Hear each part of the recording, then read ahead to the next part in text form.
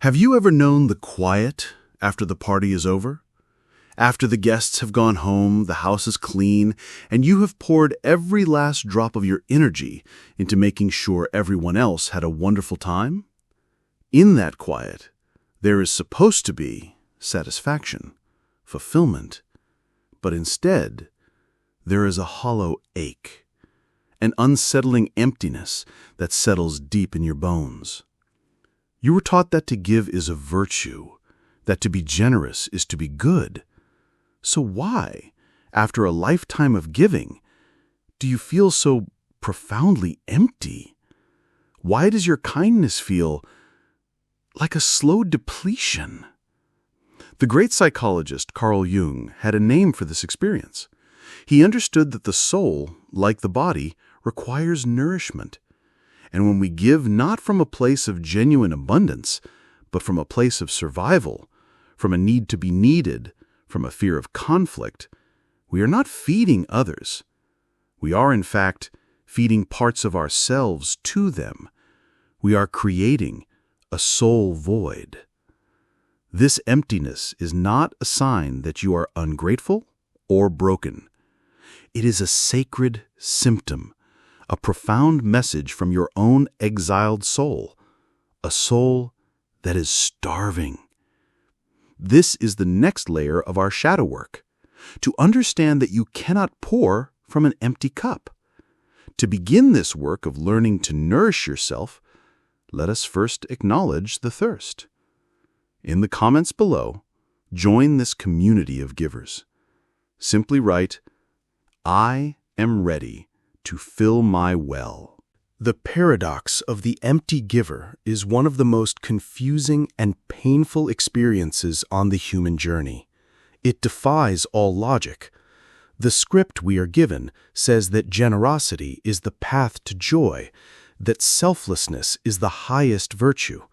So when we give and are left with nothing but a hollow ache, we assume the problem is with us. Maybe I'm not giving enough. Maybe I'm secretly a selfish person for feeling this way. Maybe I'm just broken. But the problem is not with you. The problem is with the script, because it leaves out the most critical piece of the equation. It fails to distinguish between the two fundamental types of giving. Understanding this distinction is the key to solving this painful riddle.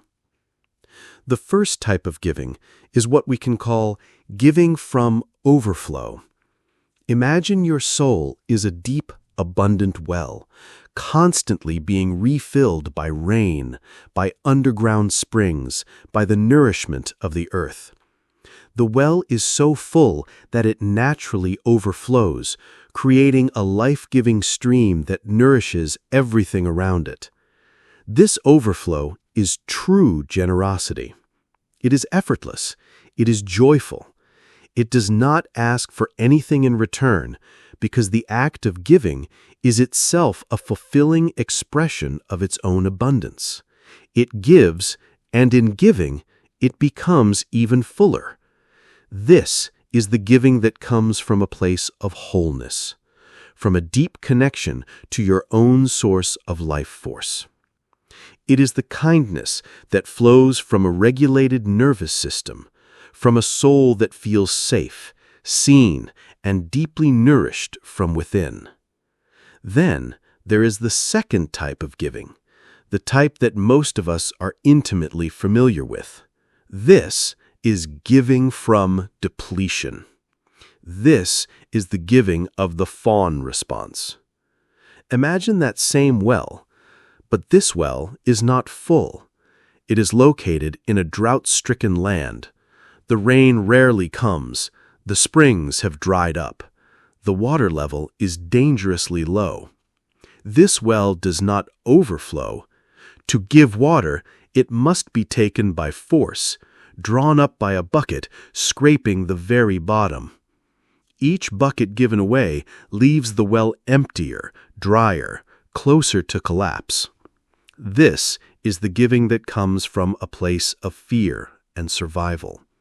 It is not an act of joyful expression. It is a transaction. We are not giving from our abundance, we are giving our very substance. We are offering the last drops of our own life force in the desperate hope that this offering will buy us safety, love, or approval. This is the shadow work insight at the heart of the matter. The emptiness you feel after giving is a direct, biological, and spiritual report on the state of your own inner well. It is a signal that you have been giving from a place of depletion. You have been trading your own soul for a sense of security. The great mythologist and student of Carl Jung, Joseph Campbell, once said, "The cave you fear to enter holds the treasure you seek." For the people-pleaser, the cave we fear most is the cave of our own emptiness. We stay busy, we stay helpful, we keep giving as a way to avoid ever having to look into the dry well, because to look into it is to feel the profound grief of how long we have been abandoning ourselves. Let's return to Jennifer, the nurse, who learned to be her mother's caretaker. Her entire life has been a masterclass in giving from depletion.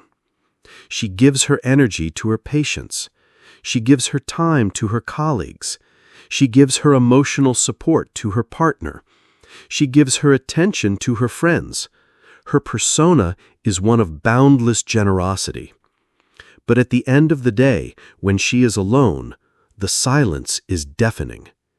She feels a profound, hollow ache that she tries to numb with television, with food, with scrolling on her phone. She feels lonely even when she is surrounded by people who love her, because the love she receives is not for her true self. It is for the function she performs. It is for the water she provides from her ever-dwindling well. The emptiness is the feeling of her own exiled shadow, the part of her that loves art, that needs solitude, that longs to walk in nature, that has opinions and dreams of its own. That part of her is dying of thirst in the basement of her psyche. The soul void she feels is not a void. It is a space that is supposed to be filled with her own being, her own life force, her own joy. It is empty because she has given it all away.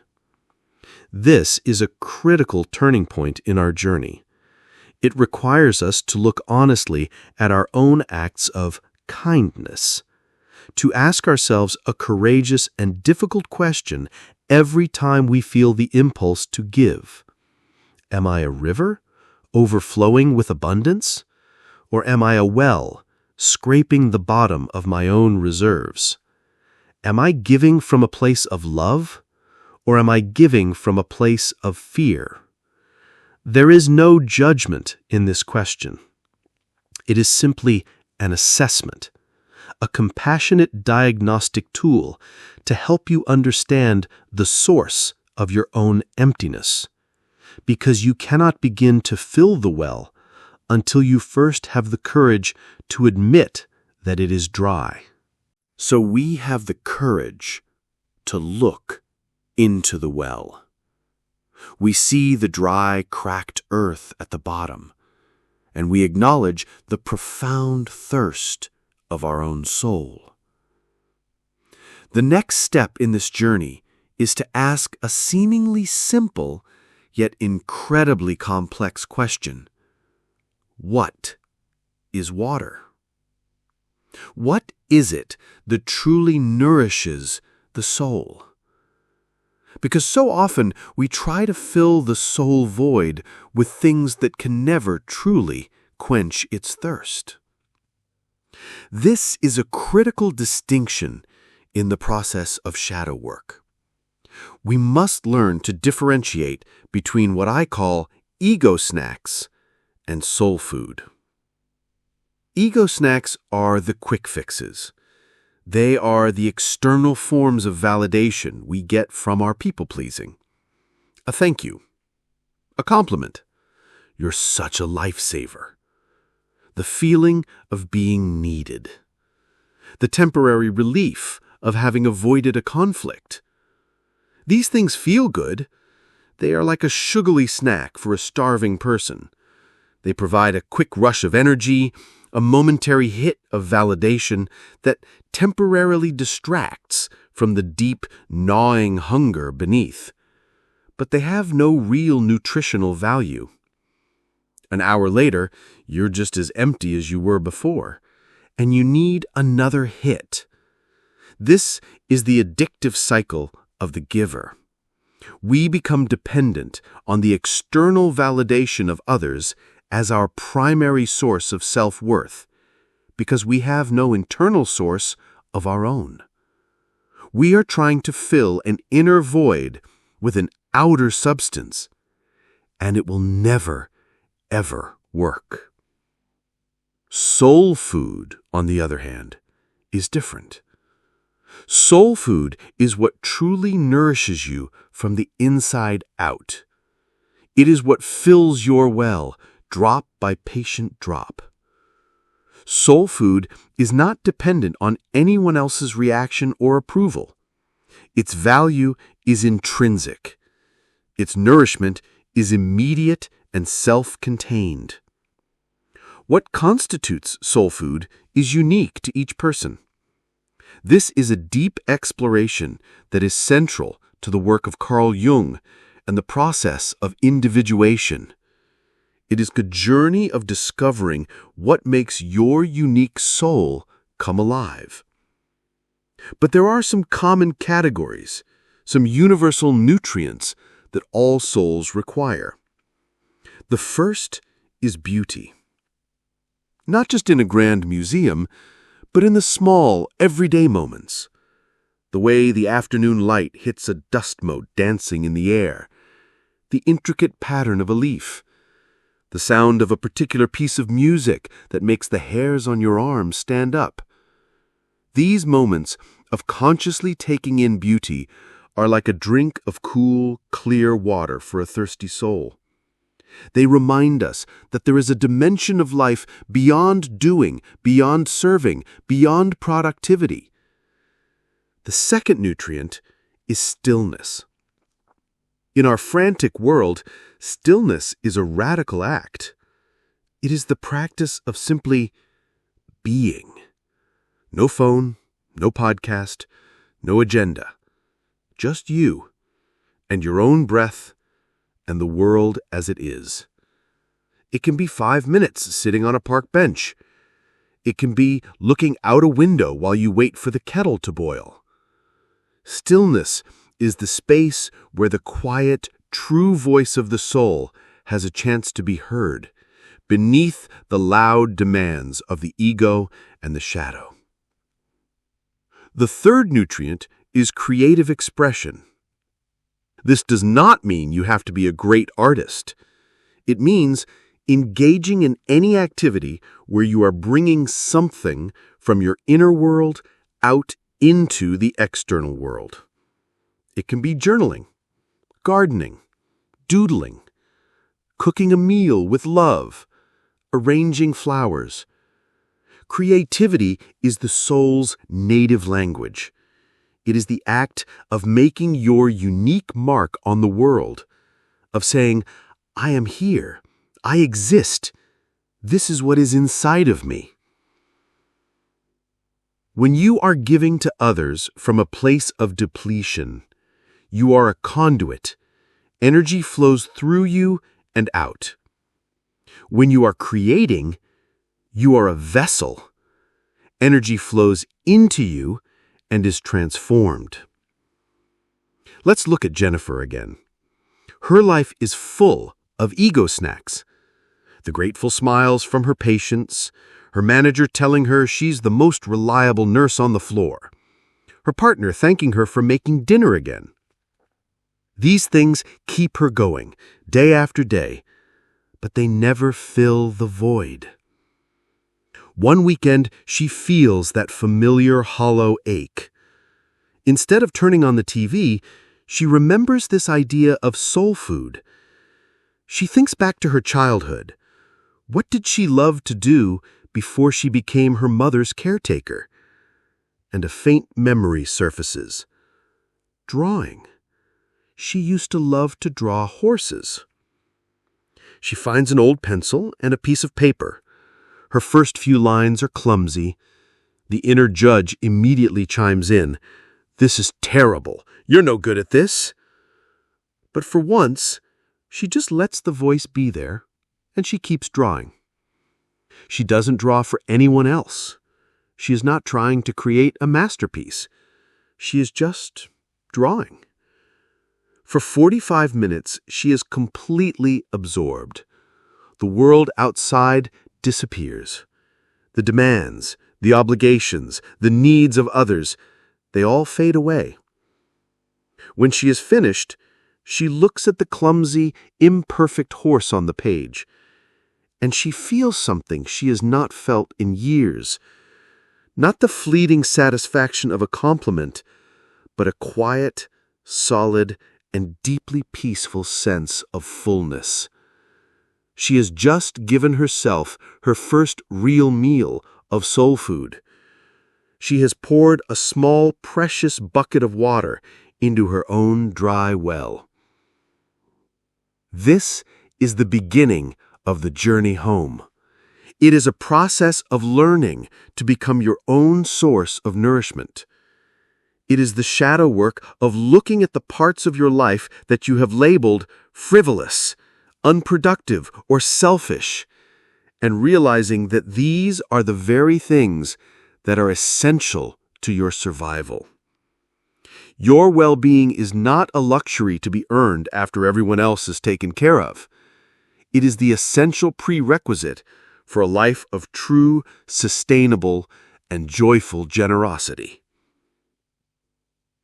The story of Jennifer and her simple drawing of a horse is not just a sweet anecdote. It is a profound parable for the journey of self-reclamation. It contains the entire map. Notice, she did not decide to quit her job, or leave her relationship, or make a dramatic life change. The journey home to the self does not begin with a grand gesture. It begins with a small, quiet, and seemingly insignificant act of turning your attention inward. It begins with offering yourself a single meal of soul food. The emptiness you feel, this soul void, can feel like a vast, terrifying desert. The idea of filling it can seem impossible.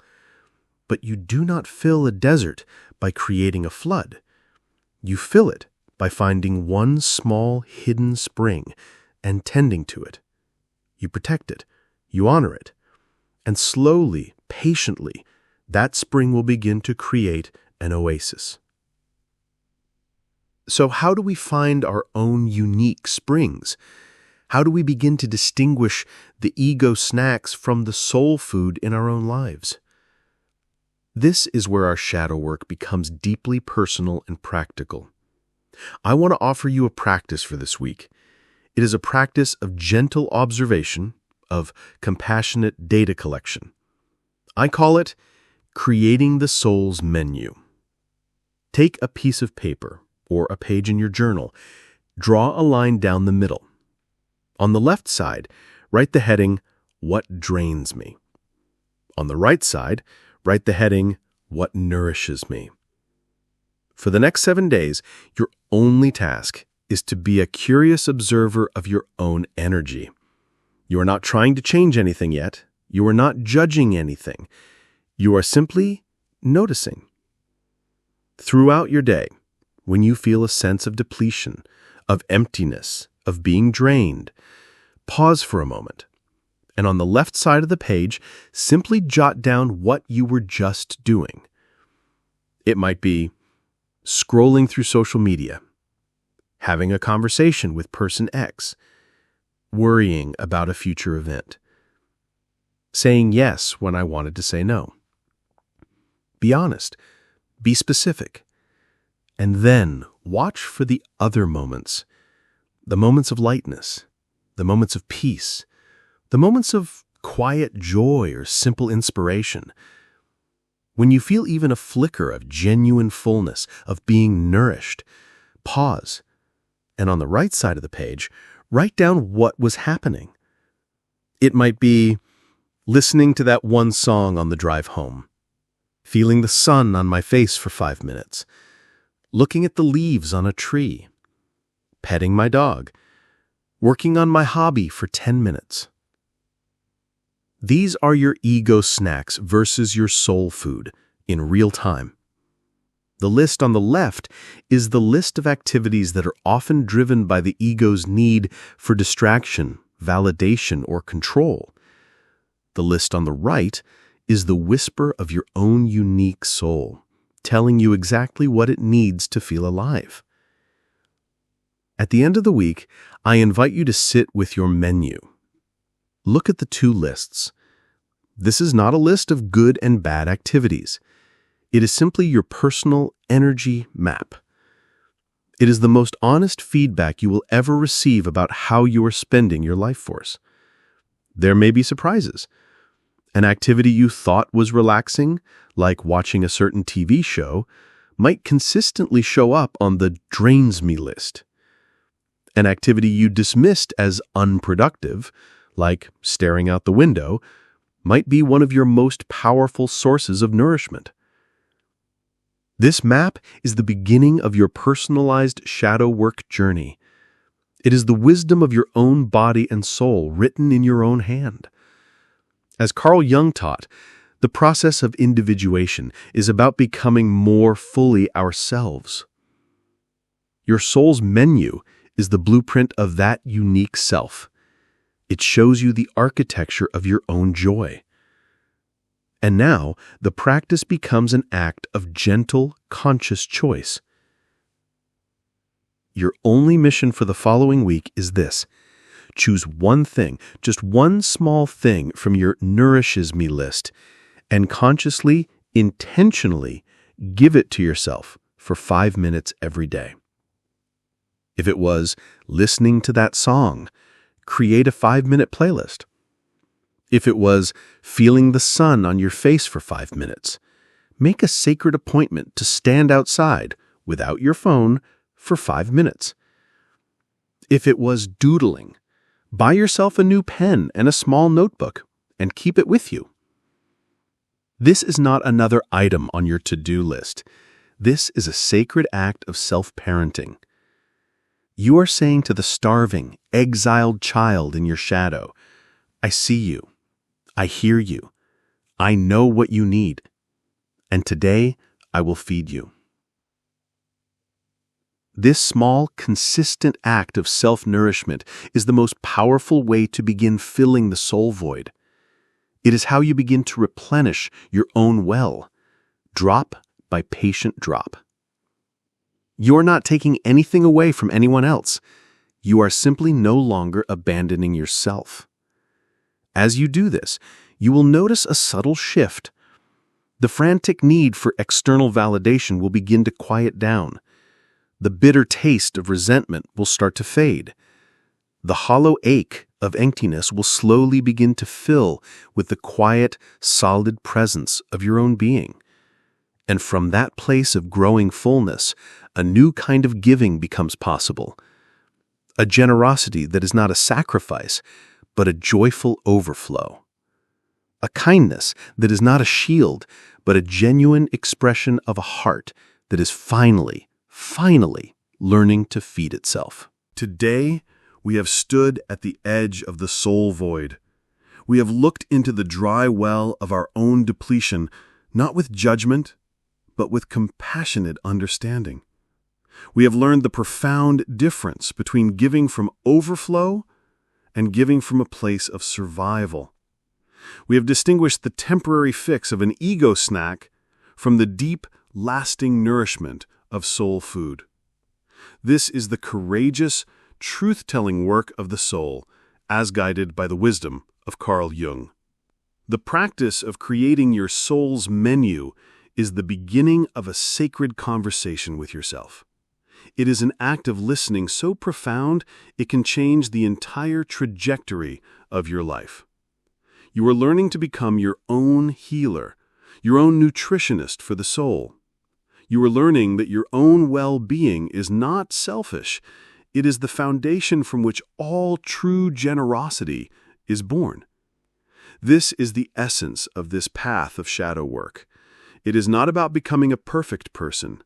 It is about becoming a whole person.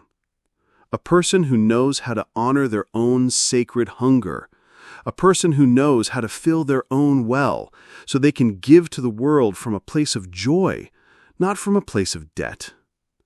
But as you begin this beautiful practice of self-nourishment, as you start to prioritize your own well-being, even for just 5 minutes a day, you will inevitably bump up against another powerful gatekeeper from the shadow. The practice of filling your well often requires one essential nutrient that our culture has deemed a sin: rest. Why does the simple act of doing nothing feel so uncomfortable, so unproductive, so guilty? What is the deep, inherited story that tells us our worth is tied to our constant motion? How can we learn to embrace the divine pause, the sacred act of rest, without being consumed by the feeling that we are doing something wrong? That is the deep stillness we will explore together tomorrow on day 7 of our journey. For this week, your invitation is to become a curious cartographer of your inner landscape. Create your soul's menu. Observe what drains you and what nourishes you with the gentle curiosity of a scientist. And then take the radical step of choosing just one nourishing activity and giving it to yourself. To anchor this commitment to your own soul and to inspire others in this community, I invite you to share one discovery in the comments below. You don't need to share what drains you. Just share one small, simple thing from your nourishes me list. A cup of tea in silence. 5 minutes of sunlight. That one beautiful song. By sharing your soul food, you create a menu of possibilities for everyone. You affirm that your nourishment matters, and you declare to yourself and to the world that you are ready to stop just surviving and to start, finally, being truly fed. Thank you for honoring your own sacred hunger. The feast is just beginning.